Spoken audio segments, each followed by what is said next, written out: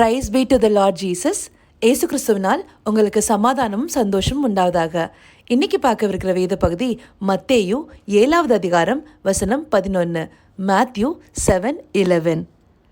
ஆகையால் பொல்லாதவர்களாகிய நீங்கள் உங்கள் பிள்ளைகளுக்கு நல்ல ஈவுகளை கொடுக்க அறிந்திருக்கும் போது பரலோகத்தில் இருக்கிற உங்கள் பிதா தம்மிடத்தில் வேண்டிக் கொள்கிறவர்களுக்கு நன்மையானவர்களை கொடுப்பது அதிக நிச்சயமல்லவா? இந்த வசனம் நமக்கு எல்லாருக்கும் தெரிஞ்ச ஒரு வசனம். நம்ம ஜெபிக்கும் போது நம்ம வேண்டிக் கொள்கிறத பெற்றுக்கொள்வதற்காக சொல்கிற ஒரு வசனம். இது தெளிவாக சொல்லுது, நமக்கு இந்த பூமியில் கொடுத்துருக்கிற பெற்றோர்கள் நமக்கு நல்ல விஷயங்கள் எதுன்னு பார்த்து கொடுக்கறதுக்கு தெரிஞ்சிருக்கும் போது பரலோகத்தில் இருக்கிற நம்மளுடைய பரமபிதா நம்ம வேண்டிக் கொள்ளும்போது நமக்கு நன்மையானவர்களை கொடுக்கறது அதிக நிச்சயமாக இருக்குன்னு சொல்லி. ஆமாம், நம்ம நிறைய நேரங்களில் ஆண்டவர்கிட்ட போய் நம்மளுக்காக சில விஷயங்களை வேண்டிக்கிறோம். அதை வேண்டி அவர்கிட்ட பெற்றுக்கொள்ளுங்கிறோம் ஒரு நிச்சயத்தோடு காத்திருக்கிறோம். அவரும் நம்மளுக்கு அதை நன்மையாக செய்து முடிக்கிறாரு. அந்த சிந்தனை இதில் வெளிப்படையாக தெரிஞ்சாலும் இன்னும் 2 சிந்தனைகளை இதில் மூலமாக பார்க்கலாம். இந்த வசனத்தோட முதல் பகுதியில் பொல்லாதவர்களாகிய நீங்கள் அப்படின்னு இயேசு நம்மளை அழைக்கிறாரு. பொல்லாதவர்கள், ஏன் நம்மளை ஆண்டவர் பொல்லாதவர்கள்னு சொல்கிறாரு? ஏன்னா இந்த உலகம் பாவத்துக்குள்ளாயிருக்கு. ஆதாம் ஏவாள் காலத்திலே அவங்க ஆண்டவருடைய கட்டளையை மீறினதுனால அவங்க பாவத்துக்குள்ளாகிறாங்க.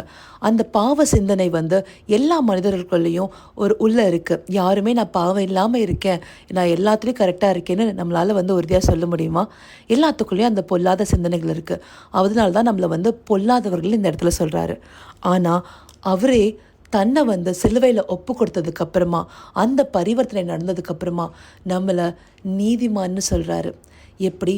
தன்னை அந்த பாவத்துக்கும் சாபத்துக்கும் தன்னை மாற்றிட்டு நம்மளை அந்த நீதிமான்ற இடத்துக்கு நம்மளை கொண்டு போயிடுறாரு.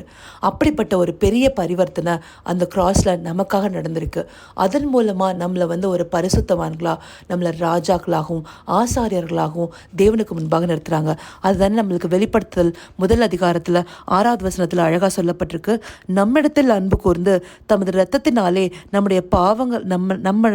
நம்முடைய பாவங்களால் நம்மை கழுவி தம்முடைய பிதாவாகிய தேவனுக்கு முன்பாக நம்மை ராஜாக்களும் ஆசாரியர்களும் ஆக்கின அவருக்கு மகிமையும் வல்லமையும் என்றென்றைக்கும் உண்டாயிருப்பதாக.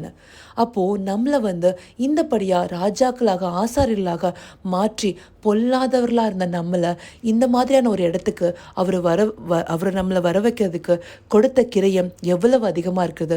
தன்னுடைய இரத்தத்தை சிந்தி தன்னுடைய மாம்சமான திரையை கிழிச்சு எவ்வளவோ பெரிய ஒரு காரியத்தை நம்மளுக்காக செய்து முடித்திருக்கிறார்.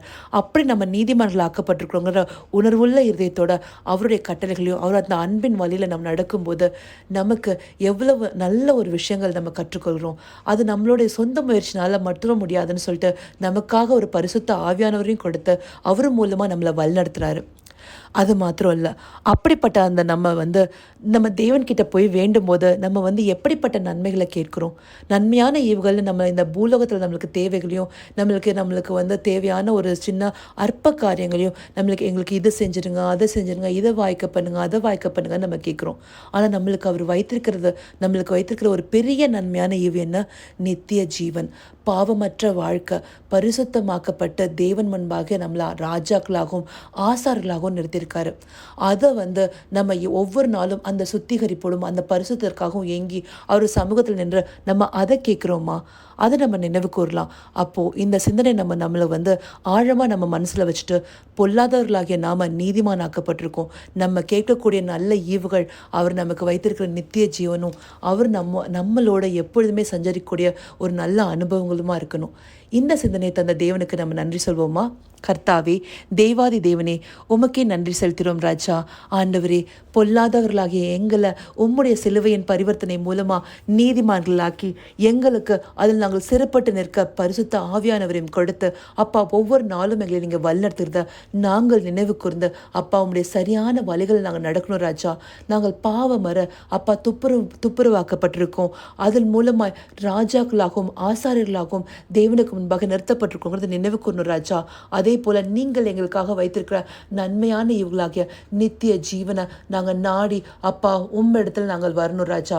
அப்படியே நீங்கள் எங்களை நடத்த போகிற கிருபைக்காய் நன்றி. சகலவித துதி மகிமை கனம் யாவும் ஒருவருக்கே செலுத்துகிறோம். இயேசு கிறிஸ்துவின் மூலமாய் வேண்டிக் கொள்கிறேன் பிதாவே. ஆமென், ஆமென்.